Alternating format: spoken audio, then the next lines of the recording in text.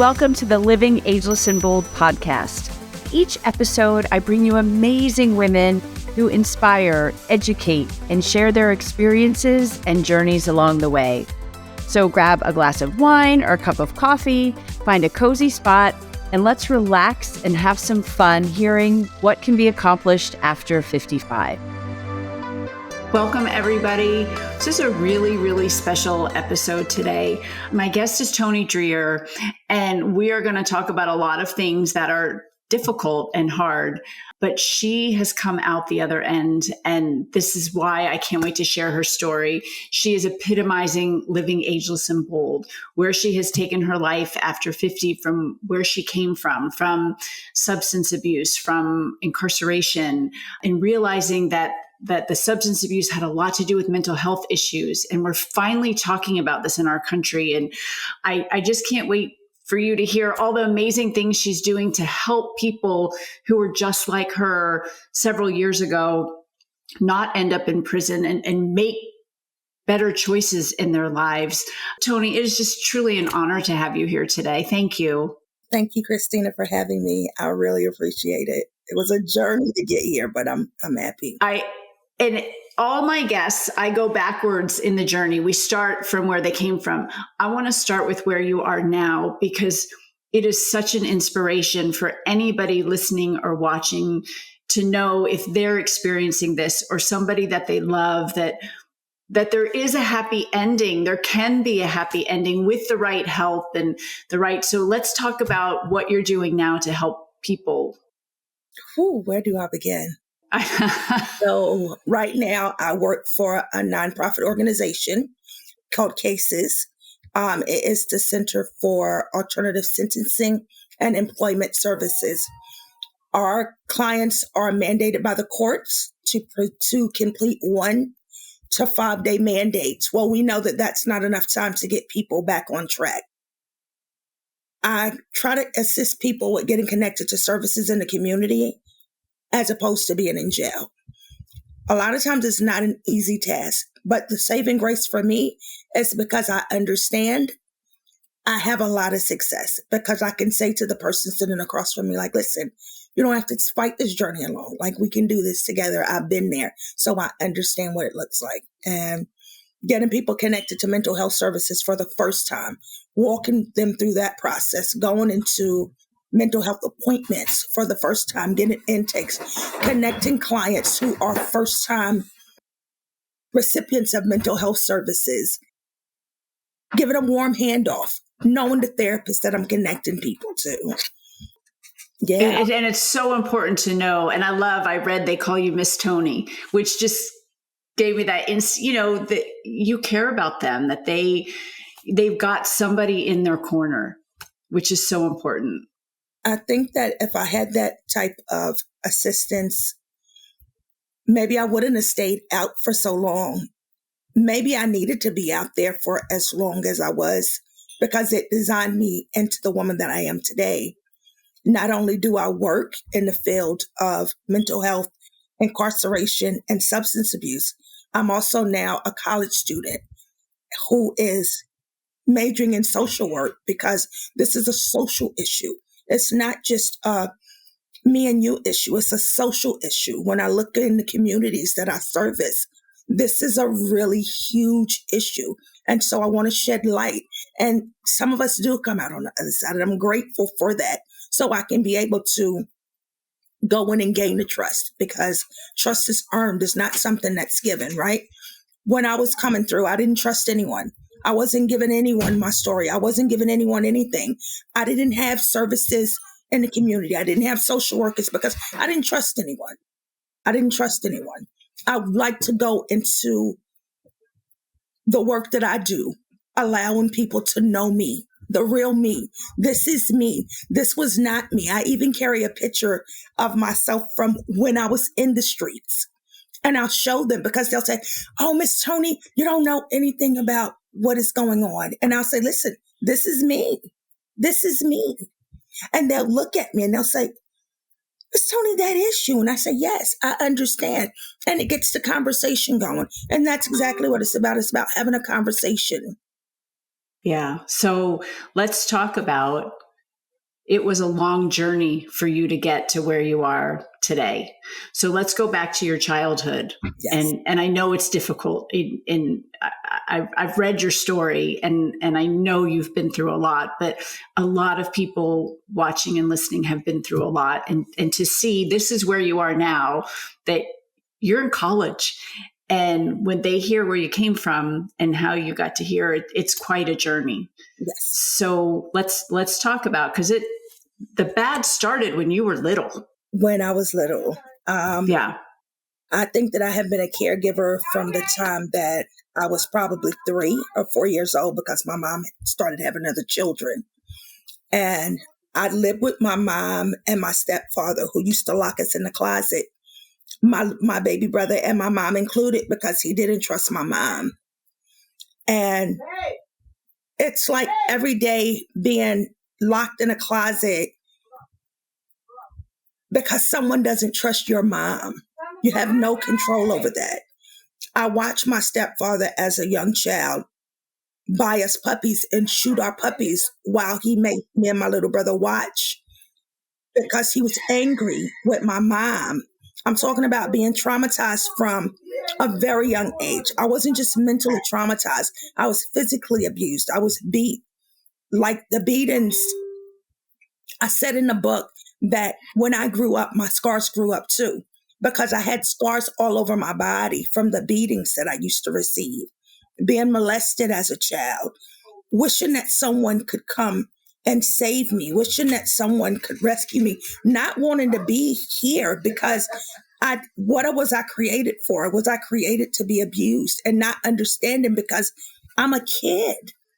I'm a kid. I don't know what's happening. Knowing that my mom has boyfriends after the divorce from my stepfather, knowing that my mom has boyfriends that are sexually molesting me, and I'm telling my mom, and I'm getting a beating because I'm telling my mom that I'm being abused.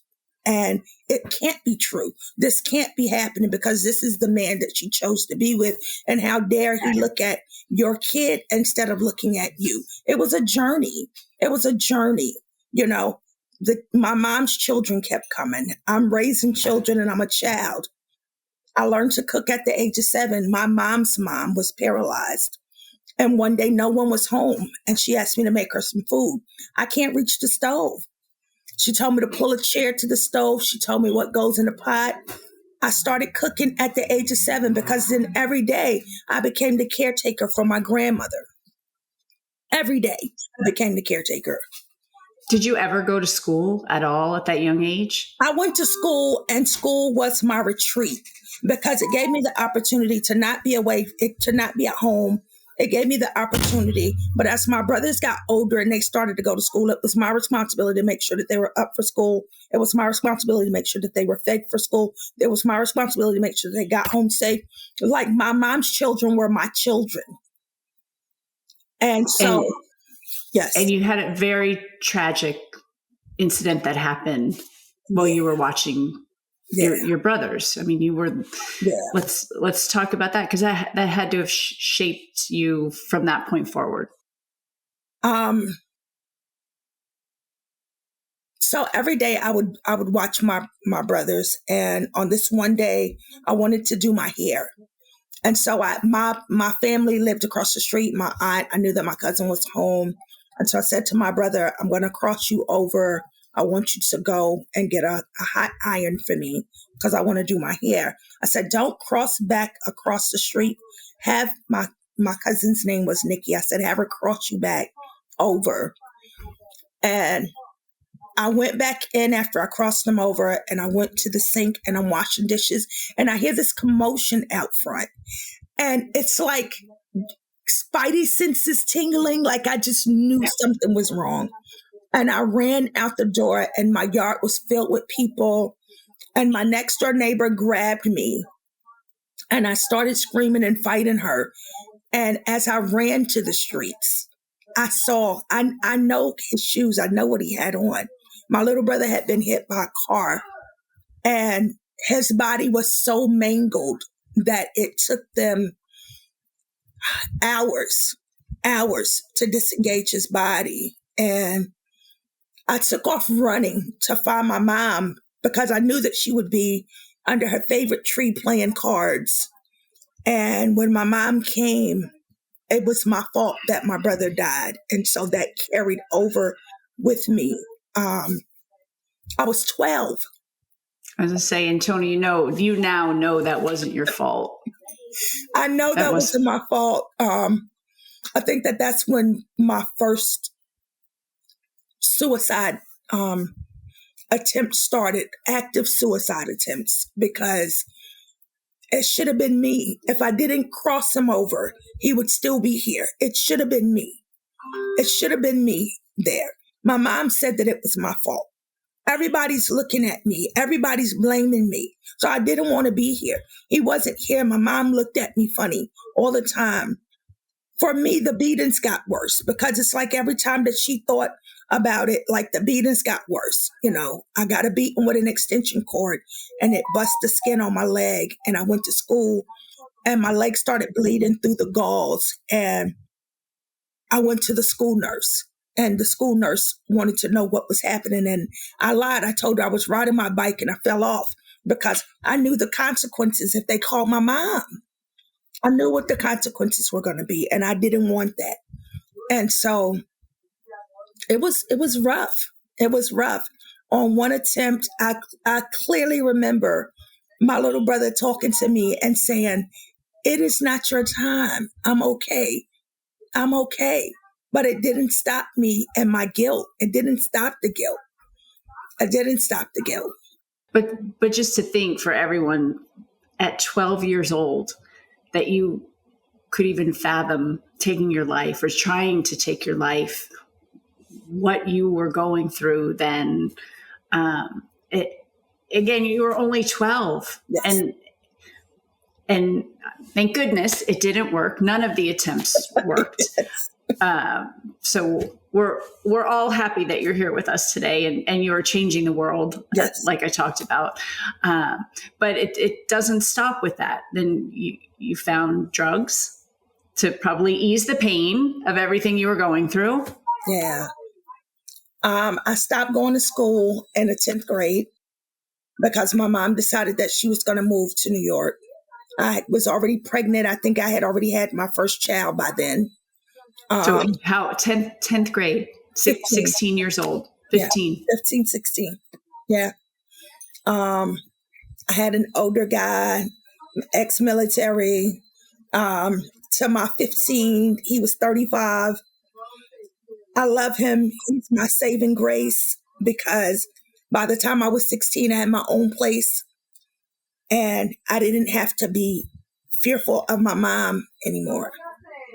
Well, when I got my own place, my mom decided that she was going to move to New York.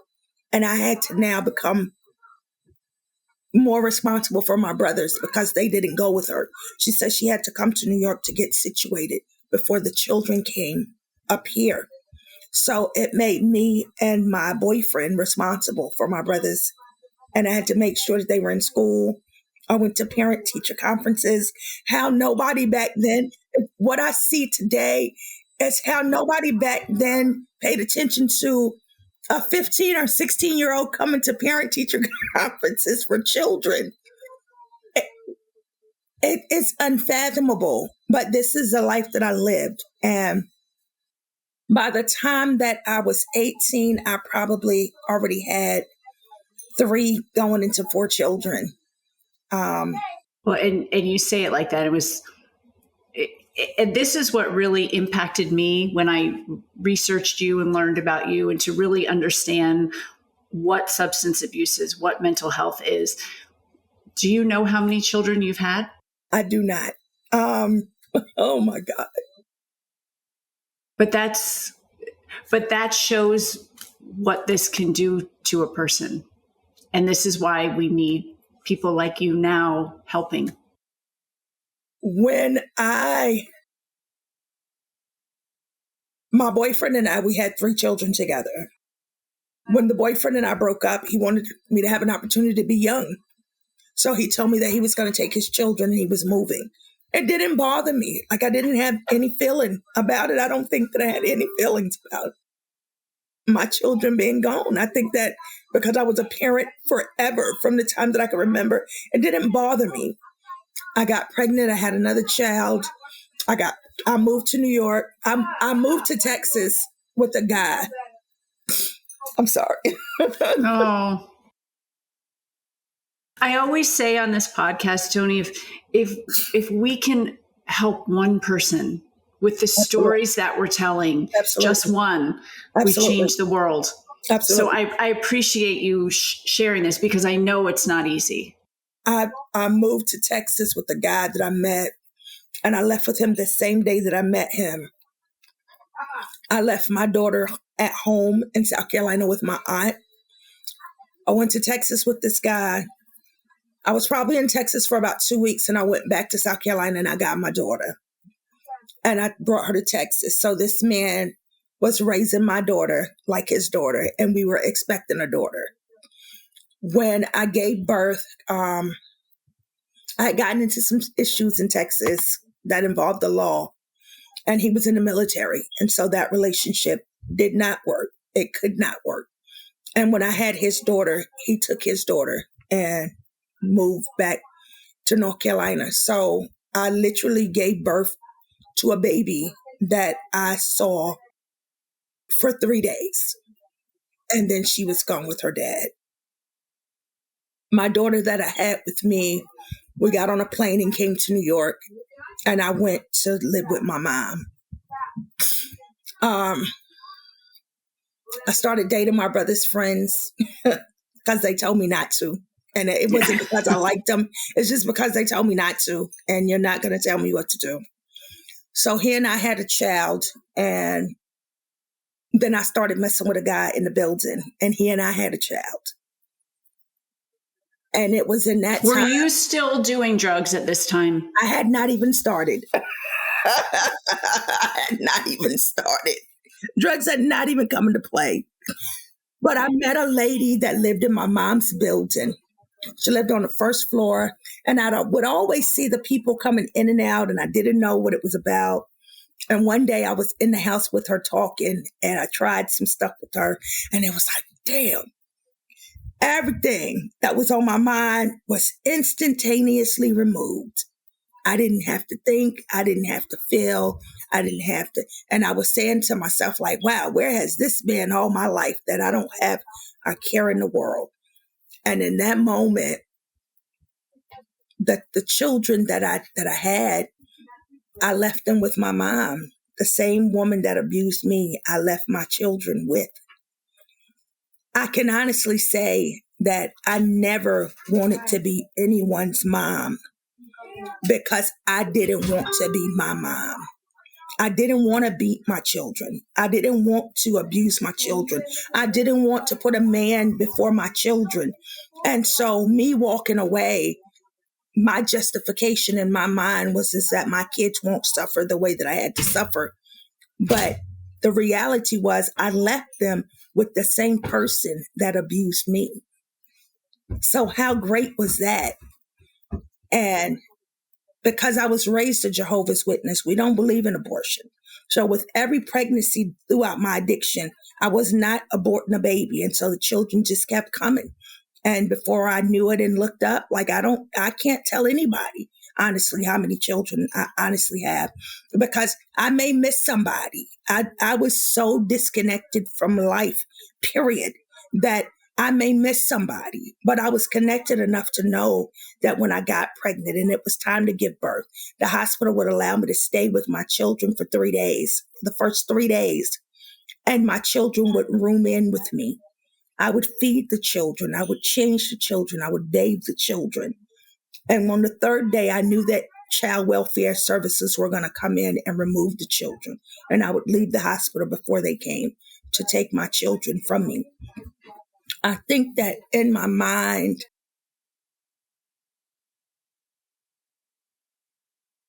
when I look at events today, I think that I just wanted someone to love me, but I didn't know what that love was supposed to look like. And so I didn't know that I was capable of giving it. And so I would go to the hospitals and feed the children.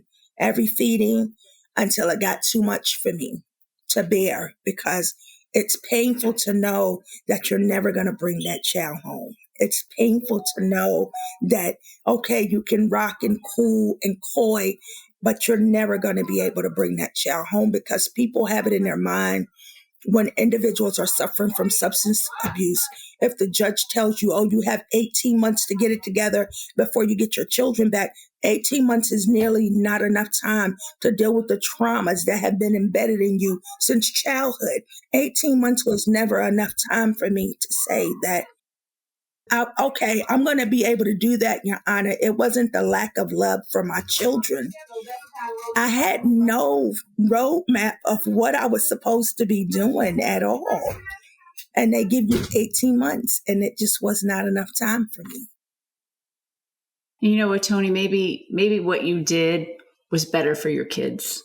And let's share that you have reconnected with many of your children now, which is a blessing for them too, to understand. And maybe they won't ever understand what happened and why, but to start at least a friendship with them now must mean a lot to you. I had the fortunate, God shined on me. I wanted to get Social Security. It would have been an easier way for me to use. And I met this man, Paul, and he told me that he was going to be my therapist because the person that was scheduled for the intake was out that day. And I've been with Paul now we met in 2009. We met in 2010. This is 2024. I've been with Paul for 14 years. And he's my saving grace to know that things were not my fault. He was my encouragement for me to go back to school and get my GED. I learned that I was kind of smart. He encouraged me to go to Howie to Harp and get my peer certification so that I can come and give someone else some gumption to know that we can come through anything as long as we put our best feet forward, right? And he encouraged me to look for my children. Well, I get a phone call one day, and it's a 252 number, and I'm like, I don't know anybody in North Carolina. My child's father lives in North Carolina. So I answered the phone, and there was this young lady on the phone, and she says, "Hi, Mom." And I said, "Hi." She says, "It's Valencia." And I said, "Hi, baby." She says, "Mom, I'm having a baby, and I want to know, can you come to North Carolina for the birth of my son?" And I says, "I'm coming." I booked a train. I went to North Carolina, and my mind was everywhere all at one time, because this is a baby that I had, and 3 days later she was gone. I hadn't seen her since then. She's 30 now, and I hadn't seen her since then. And so I'm thinking, what am I going to say to this child? And the little boy was born before I made it there. He didn't want to wait. He was anxious to meet his grandma. And when I got in the car the day that she came to pick me up from my hotel, I turned to her to say something. And she said to me, "Mom, I don't need to know anything about what happens. I called and said I needed you, and you showed up. And that's all that I need to know." I have a daughter who started a Facebook posting for her siblings, reaching out. Any of Tonie's kids is open to come onto that site and reach out and gain some insight. This is my baby. She's my twin. We have a great relationship with one another. She has 5 children. All my grandchildren calls me Mima. And so it is just amazing for me to be able to rebuild relationships. My son sometimes still a little shaky, but they allow me to take my grandson when I go out of state. And so it's important, because the mom that I couldn't be to my children, I'm able to be to my grandchildren. I'm able to show up today when they need me. And it's the most amazing feeling to know that I actually would have been a really good mom. Let's talk about the mental health part of it, because you do talk a lot about that. And yes, there was substance abuse, but now you've been able to identify mental health issues that you had throughout your life. Imagine if you had gotten help when you were 12 or 16, what that would have done. And this is why it's so important. And I'm so thankful that we are talking about mental health now. But, let's talk about it, because you did, it was a long journey, but the mental health isn't your fault. It's not. And understanding that, again, people listening, there's something's not right inside of you, but it's not your fault. Through addressing my mental health, I talked about Paul, and it didn't matter that, Paul would touch on subjects, and it was so much that I would go back out and use because it was so much. I knew what was on the side of getting high. I didn't know what was on the side of mental health. And I would rather stay with the devil that I knew. But Paul never gave up. He just kept holding on and holding on. And if I had a session and I didn't go in for 2 weeks, he would call the phone and, hey, are you okay? I'm just calling to check on you. When you're ready, I'm still here. And he just never went anywhere. He was such a pain in my behind that he never went anywhere. But I'm so grateful today that he never went away, because he allowed me to know I was diagnosed with schizophrenia, the paranoid type. I was diagnosed with severe post-traumatic stress disorder. I was diagnosed with multiple personality disorder.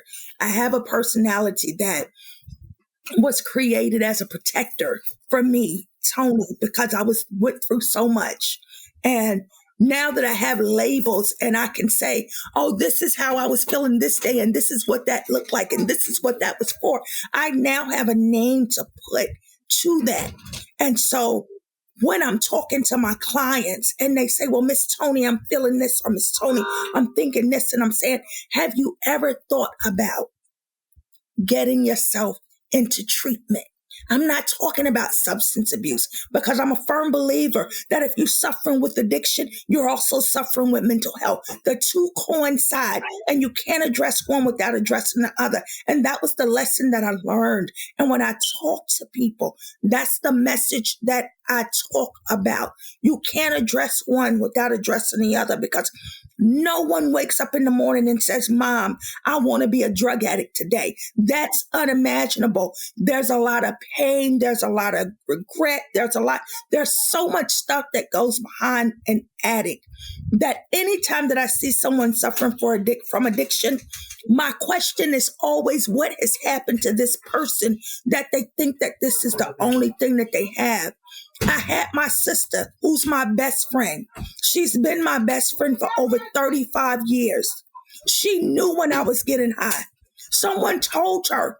I didn't want her to know, because I didn't want to be judged. She never judged me. She used to sneak me in the house so that I could get something to eat, so that I could get some sleep, so that I could wash my behind. She's still in my corner today. Paul is still in my corner today. So if I have people that support me when I'm at my lowest, who am I to now not want to bring the message to somebody that's still sick and suffering? Addiction and mental health go hand in hand. And the more that people realize that, it won't make it so hard. I can now put names to my feelings when I'm feeling that way. I can now remove myself from a situation when I'm feeling out of sorts. I can now understand. And I tell my clients, we're going to ride till the wheels fall off, because someone did that for me. Someone rode with me until the wheels fell off. Wheels still haven't fallen off because I'm still riding. But, this is the support that I come with when I'm talking, when I'm talking about mental health. I'm talking about actually getting down to the gist of why. Come here.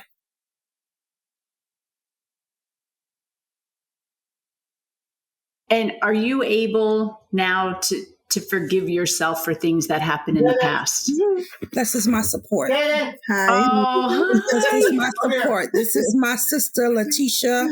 She's been our special guest, Letitia. Yes. For over 35 years, me and this woman, even before I knew that I had a mental health disability, even before I knew, she was there, and she's still here. And so, I believe in building communities for people that don't know that they're suffering. That's what I believe in. I believe in building communities, you know? And I think of all the people that you are working with now and sharing your journey and your story, coming on this. I know it's not easy to talk about what you've been through, but that you have now gotten a degree and you're certified and you have the story. Like you said, people are like, Miss Tonie, what do you know? You know. Miss Tonie knows. You know. Miss Tonie knows a lot about a lot. And I bring the message of hope. I bring the message of community. I bring the message of understanding. I bring the message of help. If you want it, I'm going to help you get it. I bring the message that we recover, not from just substance abuse, but from mental health.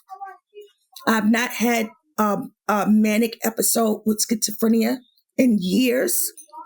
When I feel myself becoming unraveled, I talk to my psychiatrist.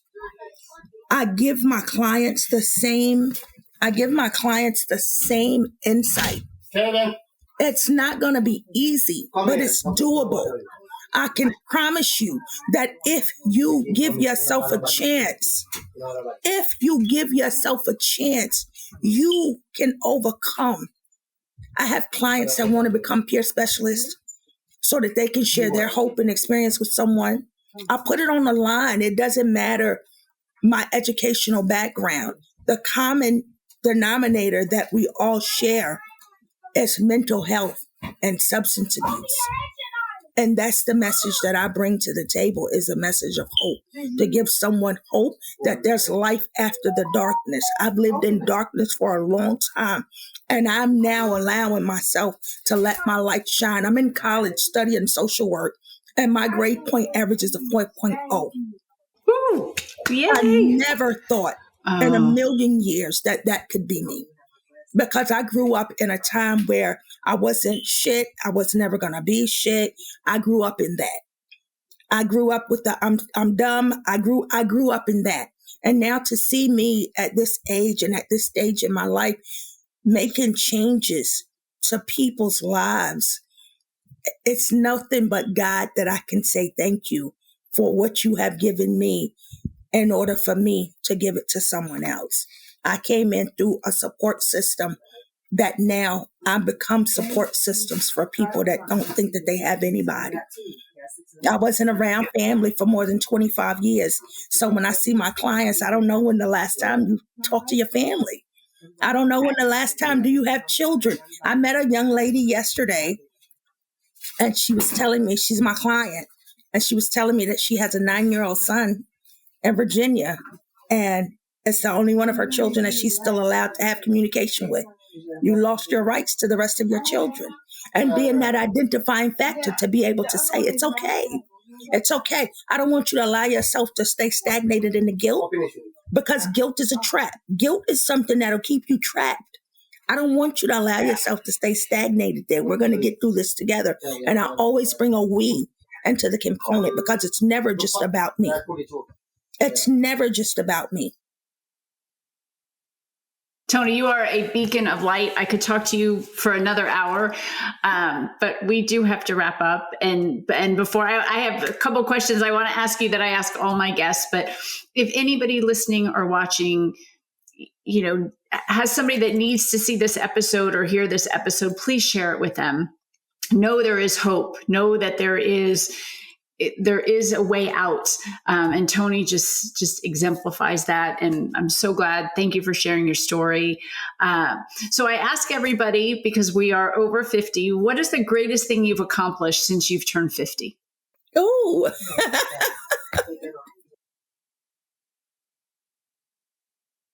I think that my greatest accomplishment was going back to school. Was enrolling in college. That was my greatest accomplishment. And if you think about it, you said in the 10th grade, you'd already had a baby. Yes. So yeah, that's amazing. And then where do you see yourself in 10 years? Oh, Jesus, taking over the world, of course. Taking over the world. I see myself, I'm planning now to start my own LLC called Reconnections. I want to assist individuals that are coming home from prison to get themselves on track, try to partner with some of the businesses in the communities to give them second chances when they're coming home, partnering with some of the garages and restaurants to give them skills to be able to do something aside from make the jails a revolving door. I introduce mental health into communities, and so that's a part of Reconnections as well, taking the services that I provide out into the community. So I see myself being a business owner in the next 10 years and just flourishing, getting the word out about mental health, because mental health doesn't have to be a death sentence. Substance abuse doesn't have to be the end all be all. Losing your children and maybe not thinking that, living in that guilt doesn't have to be where you are. And Reconnections is about allowing people to know that. Oh, Tonie, I know you're going to change the world. You already have. And like I said, thank you for sharing your story with us. I know it's not easy, but like I said, if you just make a difference in one person's life from this one episode, we've changed the world. So thank you so much. Everyone, if you enjoyed this episode, please share it with friends, like it, follow the podcast, and we will see you every Wednesday with new episodes of Living Ageless and Bold.